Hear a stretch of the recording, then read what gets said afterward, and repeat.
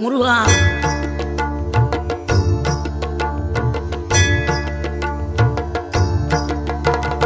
ஆறுபடை வீடும் அருள் வழங்கும் முருகா அருகே நீ ஓடோடிவா. மூவிரண்டு முகம் சொலிக்க ஆறிரண்டு கரங்களுடன் ஆதரவு தர ஓடிவா.